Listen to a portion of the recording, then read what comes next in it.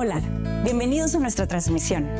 En nuestra travesía por el segundo libro de los Reyes, consideraremos las grandes lecciones de vida que Dios, por medio de este relato bíblico, nos ofrece. No olvides que cada una de las lecciones se desarrollan a partir de observaciones y divisiones del texto, de manera tal que puedan facilitarnos su desarrollo en grupos pequeños o nuestro estudio personal. Por lo tanto, el formato no es propiamente el de una predicación, sin embargo, tiene todos los elementos para nuestro crecimiento espiritual. Espero que lo disfrutes. Hola familia, ¿cómo estás? Bienvenido una vez más a nuestra transmisión. En esta ocasión vamos a revisar la lección número 22 de nuestro estudio del segundo libro de los Reyes. El pasaje de hoy es el capítulo 15, versos 13 al 31. Y el título de la lección de hoy es en pregunta, ¿Pueblo Santo? El versículo clave que utilizaremos en esta ocasión va a ser Deuteronomio capítulo 7, verso 6. No es parte de la lectura por las razones que te explicaré más adelante, pero tomaremos Deuteronomio 7, 6 como nuestro versículo clave. Y dice, pues tú eres un pueblo santo porque perteneces al Señor tu Dios. De todos los pueblos de la tierra, el Señor tu Dios te eligió a ti para que seas su tesoro especial. Los personajes principales que tenemos en esta lección es Salum, Manahem, Pekaía y Peka. La observación que tenemos para nuestras semillas en casa es que la tendencia de Israel a ser como las demás naciones le privó de que el propósito de Dios para ellos se cumpliera. Nuestro objetivo principal es recordar que somos llamados a ser un pueblo santo, apartado y diferente de todos los demás pueblos de la tierra. Y bueno, esta historia de ser un pueblo santo, lo que nosotros hoy somos, tiene un origen y es, como la mayoría de nosotros conocemos, aquel momento en el que Dios llamó a Abraham para prometerle, por su fe, que haría de él una nación grande y poderosa. Pero esto tendría que ir más allá de simplemente ser una nación grande y poderosa, sino que ser a los ojos de Dios una nación apartada, es decir, una nación santa. Y cuando hablamos de una nación santa, no solamente nos estamos refiriendo a ser una nación que contaría con la bendición de Dios y que sería apartada por Dios, sino que esperaría también, Dios esperaría de ese pueblo que formó a partir de Abraham, que viviera de acuerdo a los estándares y a las normas de este llamado que Dios les había hecho, de este llamado particular que Dios hizo a este hombre Abraham y a partir del cual descienden todos los israelitas. La historia de Israel a lo largo de los siglos no ha mantenido siempre y no ha mantenido precisamente este estándar tanto moral como espiritual de ser un pueblo apartado para Dios. En más de una ocasión, cuando el pueblo de Israel viajó en su éxodo de Egipto a la tierra prometida, Dios les recordó a través de Moisés continuamente: a la tierra a la que van, busquen, procuren, y como a manera de ordenanza, no hagan lo que las otras naciones, las naciones a las cuales ustedes van a echar y a las naciones que serán sus naciones vecinas, no hagan como ellos. No practiquen las cosas que ellos practican. Entonces vemos a lo largo de la historia, tanto antigua como moderna, que Dios ha buscado que su pueblo sea un pueblo santo en todo sentido. Y es precisamente lo que vamos a revisar en esta porción de Segunda de Reyes, capítulo 15, en la historia de estos reyes. Veremos uno de los tantos momentos en los que Israel no precisamente cumplió con esta ordenanza, con este mandato, y no vivió a la altura de ser un pueblo santo, apartado para Dios, sino que fue exactamente igual que cualquier pueblo alrededor. Vamos a revisar esto a partir de nuestro pasaje ahí en 2 de Reyes capítulo 15, y en los versos 13 al 31 vamos a hacer una lectura continua. Después de leer todo el pasaje, vamos a regresar a revisar solamente algunos detalles, porque el pasaje en esta ocasión no nos ofrece muchas particularidades, sino más bien generalidades en el sentido de lo que hemos visto ya en prácticamente todos los reyes de Israel, de los cuales hemos estudiado, y en algunos de los reyes de Judá que también hemos considerado. Así que vamos a hacer la lectura continua, versos 13 al 31, y regresamos a las observaciones pertinentes. Salum, hijo de Jabes, comenzó a gobernar Israel durante el año 39 del reinado de Usías en Judá, y reinó en Samaria solamente un mes. Manahem, hijo de Gadi, llegó a Samaria desde Tirsa, lo asesinó y ocupó el trono en su lugar. Los demás acontecimientos del reino de Salum, incluso su conspiración, están registrados en el libro de la historia de los reyes de Israel. En esos días, Manahem destruyó la ciudad de Tapúa y todos los alrededores hasta Tirsa, porque sus habitantes se negaron a entregar la ciudad. Mató a toda la población y les abrió el vientre a las mujeres embarazadas. Manahem, hijo de Gadi, comenzó a gobernar Israel durante el año 39 del reinado de Usías en Judá y reinó en Samaria 10 años. Manahem hizo lo malo a los ojos del Señor. Durante todo su reinado se negó a apartarse de los pecados que Jeroboam, hijo de Nabat, hizo cometer a Israel. Entonces Tiglat-Pileser, rey de Asiria, invadió la nación, pero Manahem le pagó 34 toneladas de plata con el fin de obtener su apoyo para afianzar su soberanía real. Para conseguir el dinero, Manahem extorsionó a los ricos de Israel, obligando a que cada uno le pagara 50 piezas de plata al rey de Asiria. Por eso el rey de Asiria dejó de invadir Israel y se retiró del país. Los demás acontecimientos del reinado de Manahem y todo lo que hizo están registrados en el libro de las historias de los reyes de Israel. Cuando Manahem murió, su hijo Pecaía lo sucedió en el trono. Pecaía, hijo de Manahem, comenzó a gobernar Israel durante el año 50 del reinado de Usías en Judá y reinó en Samaria 2 años. Pecaía hizo lo malo a los ojos del Señor. Se negó a apartarse de los pecados que Jeroboam, hijo de Nabat, hizo cometer a Israel. Entonces Peca, hijo de Remalías, comandante del ejército de Pecaía, conspiró contra el rey. Con el apoyo de 50 hombres de Galat, Peca asesinó al rey, también a Argob y a Ari, en la ciudadela del palacio de Samaria. Y Peca ocupó el trono en su lugar. Los demás acontecimientos del reinado de Pecaía y todo lo que hizo están registrados en el libro de la historia de los reyes de Israel. Peca, hijo de Remalías, comenzó a gobernar Israel durante el año 52 del reinado de Usías en Judá y reinó en Samaria 20 años. Peca hizo lo malo a los ojos del Señor. Se negó a apartarse de los pecados que Jeroboam, hijo de Nabat, hizo cometer a Israel. Durante el reinado de Peca, el rey Tiglat-Pileser de Asiria volvió a atacar a Israel y tomó las ciudades de Ijón, Abelmet-Maaca, Janoa, Sedes y Azor. También conquistó las regiones de Galat, Galilea y todo el territorio de Neftalí.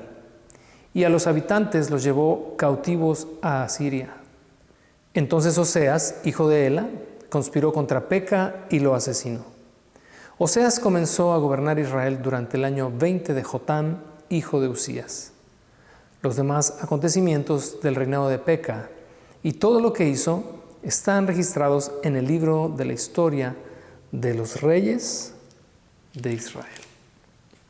Como te habrás dado cuenta, en la lectura que acabamos de hacer, observamos, como te decía hace un momento, más bien generalidades, porque hay muchos aspectos que son algunos que hemos revisado ya, similitudes con reyes anteriores, como es por ejemplo el caso de que todos estos reyes, según el escritor, anduvieron en los mismos pecados de Jeroboam, hijo de Nabat, cosa de lo cual hemos hablado ya con anterioridad en más de una ocasión y ya hemos hecho referencia a qué eran aquellos pecados de Jeroboam que se transmitieron de generación en generación.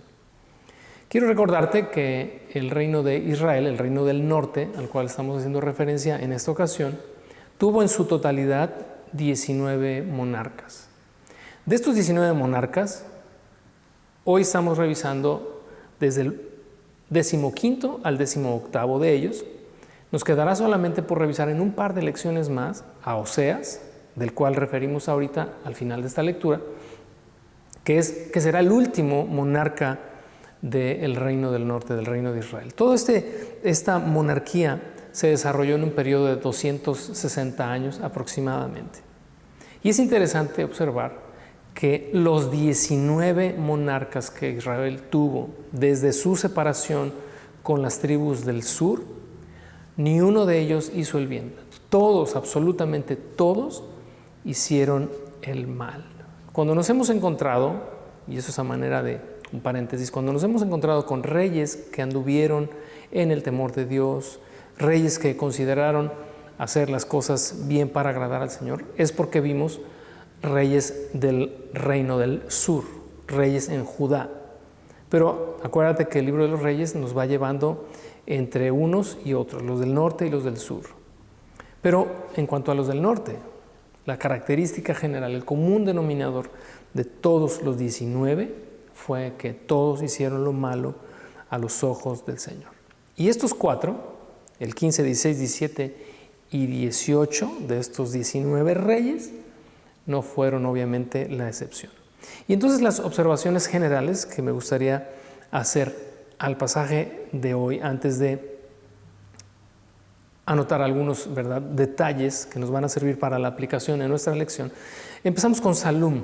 Este Salum asesinó a Zacarías.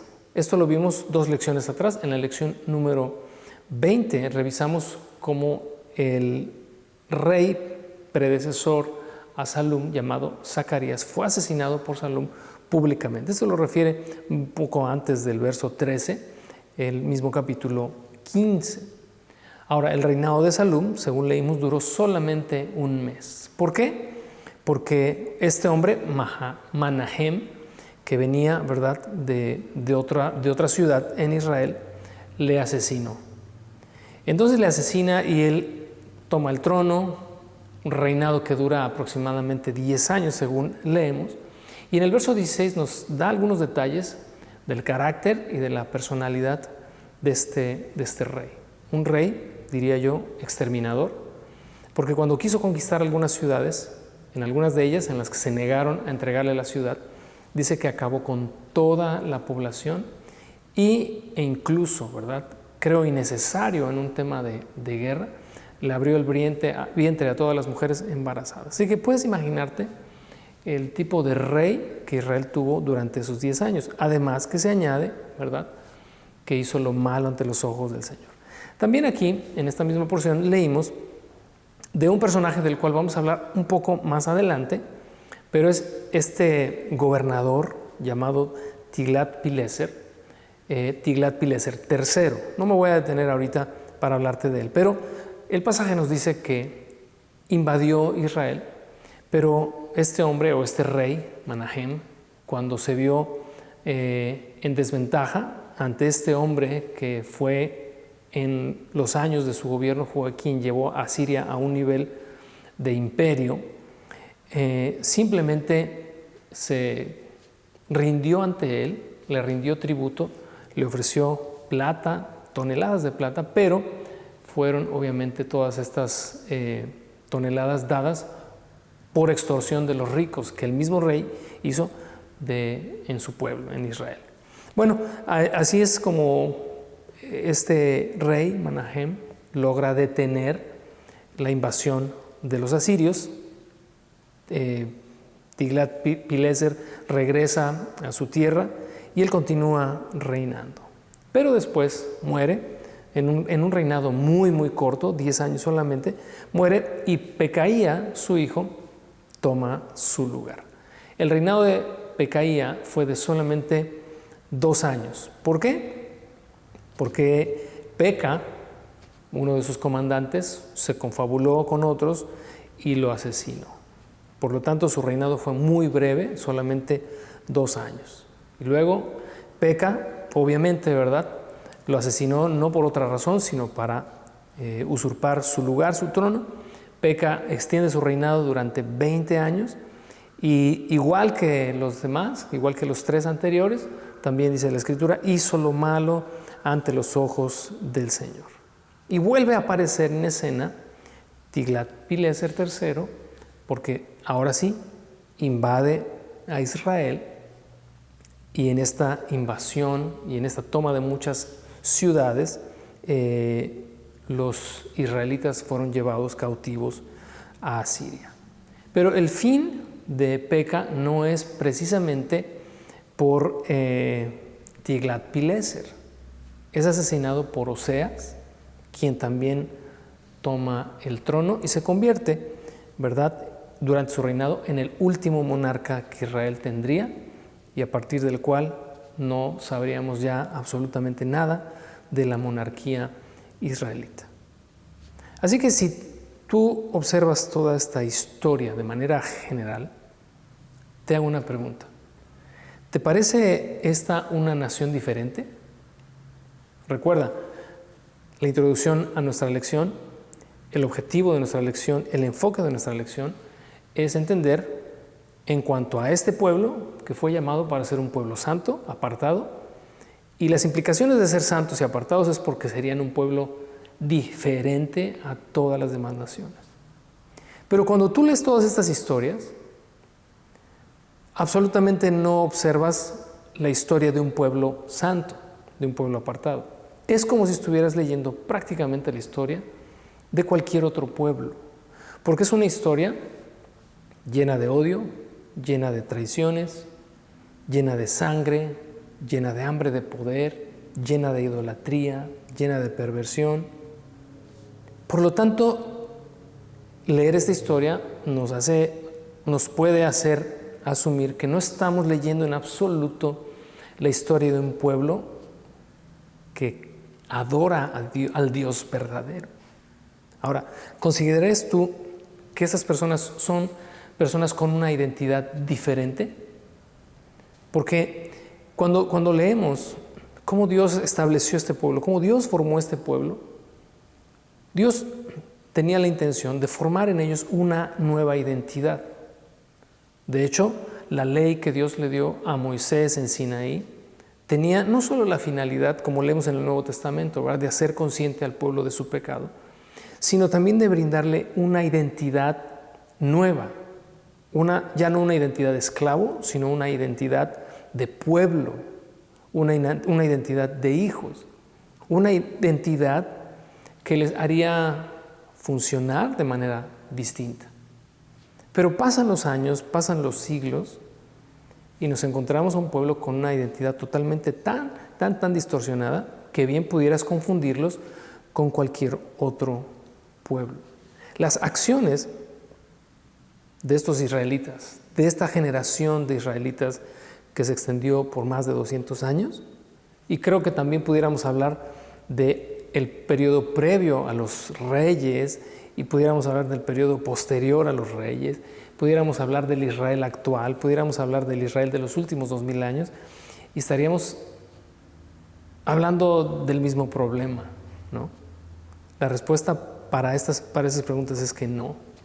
Ellos actuaron igual que actúa cualquier otro pueblo que no conoce al Señor. O lo peor es que puede actuar incluso, o puede haber otros pueblos que aunque no sean propiamente creyentes, actúen de una mejor manera. Mira, este rey que aparece aquí, este rey asirio, Tiglat-Pileser III, él reinó entre el año 745 y 727 a.C. Durante su reinado, él recibe el trono de Asiria, de una Asiria debilitada, de una Asiria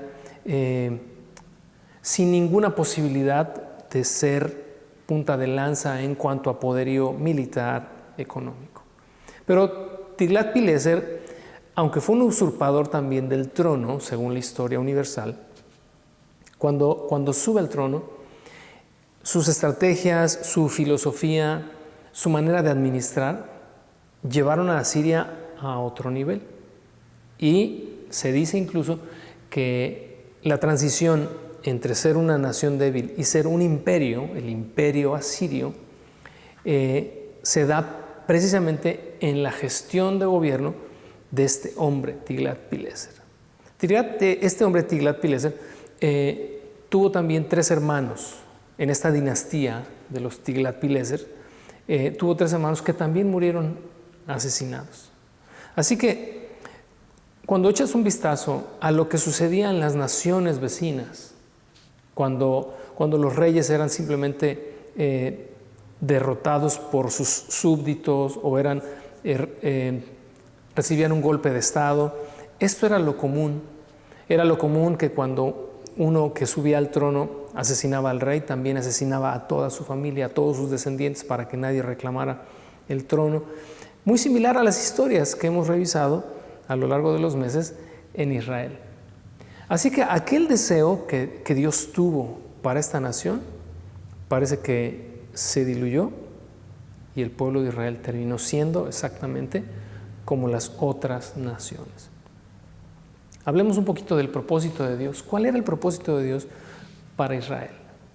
Bueno, en Deuteronomio 18:9, cuando entres en la tierra que el Señor tu Dios te da, ten mucho cuidado de no imitar, subrayemos esto, no imitar las costumbres detestables de las naciones que viven ahí. Si continuáramos en la lectura del capítulo 18 de Deuteronomio, nos daríamos cuenta que el Señor les llama: ustedes son mi especial tesoro, son un pueblo santo, son un pueblo diferente. Te animo a que leas el resto del capítulo 18 en este sentido. Levítico capítulo 20, versos 22 al 24 también nos dicen lo siguiente: debes guardar todos mis decretos y mis ordenanzas poniéndolos en práctica. De lo contrario, la tierra a la cual te llevo para que sea tu nuevo hogar te vomitará. No vivas conforme a las costumbres, subraya esto, no vivas conforme a las costumbres de los pueblos que voy expulsando delante de ti. Yo los detesto debido a que hacen estas cosas vergonzosas. Verso 24, sin embargo, a ustedes les he prometido, poseerás la tierra de ellos, porque yo te la daré a ti como posesión. Es una tierra donde fluyen la leche y la miel. Yo soy el Señor, tu Dios. Observa cómo cierra el verso 24, quien te ha separado de las demás naciones. Ese era el proyecto de Dios, que su pueblo fuese un pueblo diferente.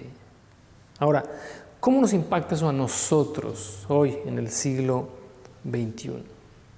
Cada vez que tengo oportunidad, creo que lo he hecho aquí en lecciones anteriores, lo haré otra vez y lo seguiré haciendo durante mucho tiempo, porque cuando uno revisa el Antiguo Testamento, revisas estas historias, debemos entenderlas a la luz de lo que en el Nuevo Testamento está escrito y nunca suponer que estas cosas ya no aplican a nosotros, que los principios del Antiguo Testamento ya no aplican a nosotros. Nunca han dejado de aplicar a nosotros. Creo que erróneamente, como creyentes, hemos devaluado y le hemos quitado el valor a la escritura en el Antiguo Testamento en cuanto a los principios que son eternos, que son antes del Antiguo Testamento y son después del Nuevo Testamento.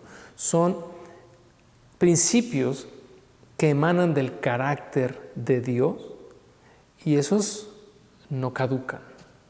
Así que en el Nuevo Testamento, en 1 Corintios, el capítulo 10, en el verso 11, en el contexto previo, en los primeros 10 versos de ese capítulo, el apóstol Pablo nos recuerda lo que el pueblo de Israel hizo equivocadamente en idolatría, en inmoralidad, en juerga, etc. Y entonces dice, debido a esas cosas el pueblo de Israel sufrió esto, padeció esto, tuvo como consecuencia aquello.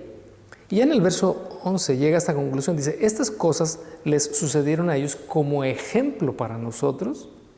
Se pusieron por escrito, fíjate bien lo que dice, se pusieron por escrito para que nos sirvieran de advertencia a los que vivimos en el fin de los tiempos. ¿Notas esto? Que nos sirvieran de advertencia. ¿Por qué? Porque son los mismos principios, los principios eternos de Dios, presentes en el Antiguo Testamento y presentes en el Nuevo Testamento. En esta era de gracia son principios que siguen presentes. ¿Qué queremos decir con esto? Nosotros como cristianos, hoy definidos así como cristianos, somos parte y seguimos siendo parte de ese pueblo que comenzó en el llamado que Dios le hizo a Abraham.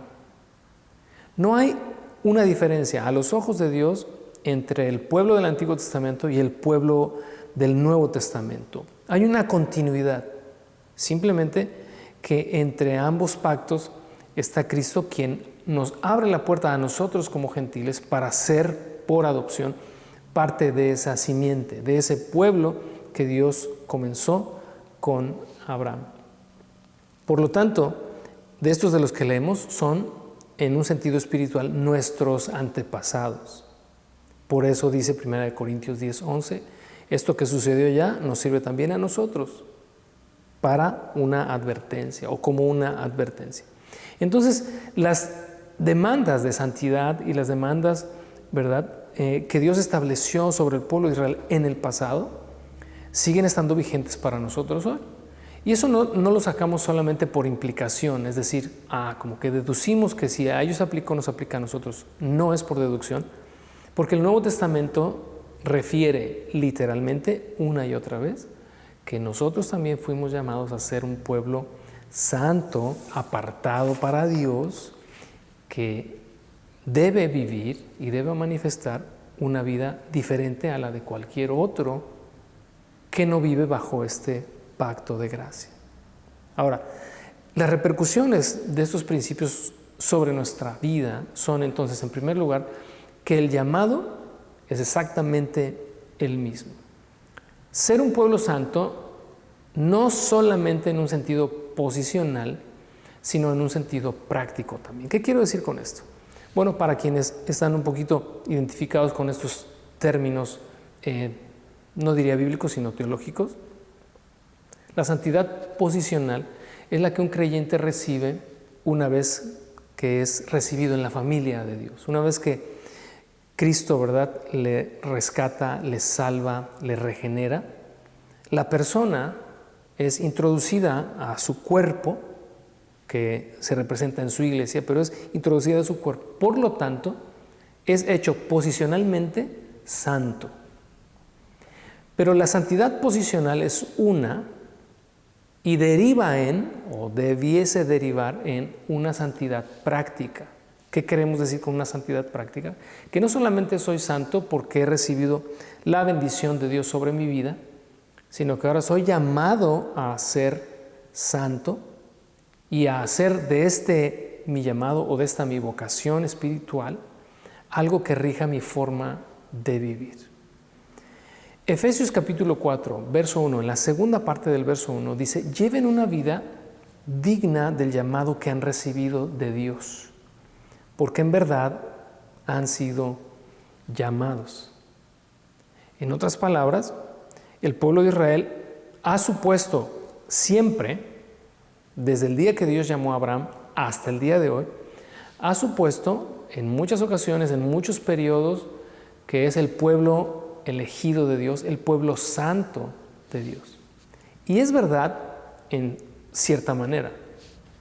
Pero cuando este pueblo supone que son santos o que son apartados o que son un pueblo elegido solamente porque son posicionalmente hechos así, se equivocan y pierden de vista que fueron llamados a practicar esa santidad, a vivir de una forma distinta.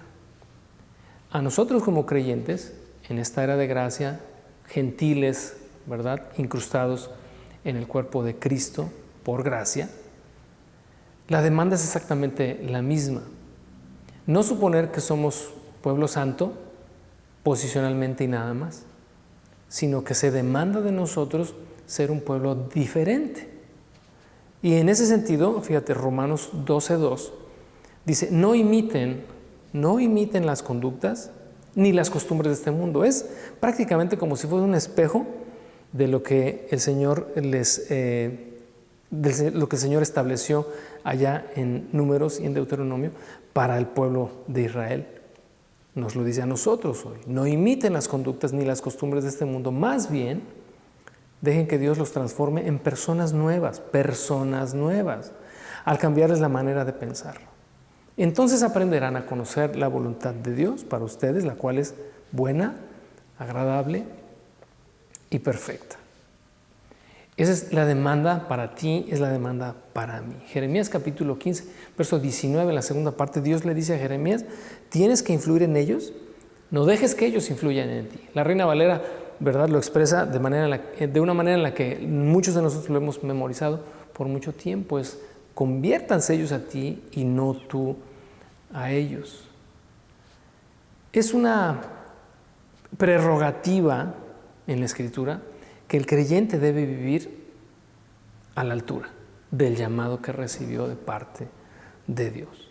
Así que la pregunta para nosotros hoy sería, a la luz de lo que estamos leyendo en 2 de Reyes capítulo 15, si nuestras acciones son las apropiadas para alguien que profesa ser un discípulo de Cristo. ¿Cómo se te percibe desde afuera? Esa pregunta me la hago yo también a mí mismo. ¿Cómo se me percibe desde afuera? Yo puedo decir que soy un discípulo de Cristo y que soy un pueblo santo, parte de un pueblo santo. La pregunta es, ¿estoy viviendo a la altura? ¿Estoy viviendo a la altura de ese llamado que recibí de Dios? ¿Qué opinión tienen las personas que me conocen, las personas que viven conmigo, las personas con las que frecuento en mi día a día? Cuando les digo que soy cristiano, ¿se sorprenden o dicen, ya decía yo que algo diferente había en ti? Solamente hay estas dos perspectivas o estas dos percepciones de una persona que en algún momento profesa su fe.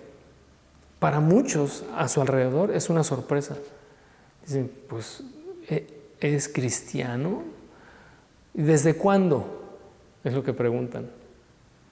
Porque si la persona dice, no, pues tengo como 10 años de cristiano, y muchas personas a veces no quieren tener nada que ver con religión, nada que ver con Dios, nada que ver con la iglesia, precisamente por algunos que, considerándose a sí mismos parte del pueblo santo, no viven la santidad práctica, no son diferentes, siguen funcionando igual que el resto, siguen viviendo igual que el resto, simplemente ahora se congregan en una iglesia cristiana. En 1 de Pedro capítulo 2, verso 9, dice el apóstol, ustedes son un pueblo elegido, son sacerdotes del Rey, una nación santa. Acuérdate, santo significa apartado, posesión exclusiva de Dios.